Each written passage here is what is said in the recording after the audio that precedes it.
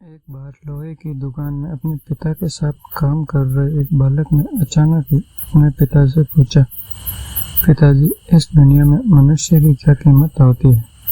पिताजी एक छोटे से बच्चे से ऐसा गंभीर सवाल सुनकर हैरान रह गए। फिर वे बोले, बेटा, एक मनुष्य की कीमत आंकना बहुत मुश्किल है, वह तो अनमोल होता है। बालक बोला, क्या सभी उतने ही कीमती और महत्वपूर्ण हैं? पिताजी, हाँ बेटे।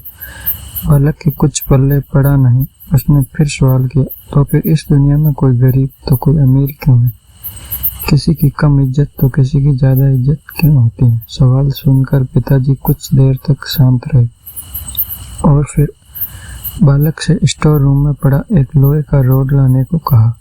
रोड लाते ही पिताजी ने पूछा, इसकी क्या कीमत होगी? बालक, लगभग 300 रुपये। पिताजी, अगर मैं इसके बहुत से छोटे छोटे कील बना दूं तो इसकी कीमत क्या हो जाएगी?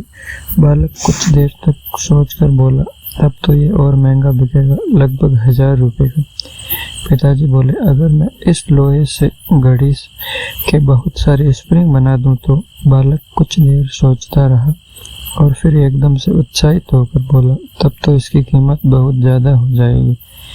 पिताजी उसे समझाते हुए बोले, ठीक इसी तरह मनुष्य की कीमत इसमें नहीं है कि अभी वो क्या है, बल्कि इसमें है कि वो अपने आप को क्या बना सकता है। बालक अपने पिता की बात समझ चुका था।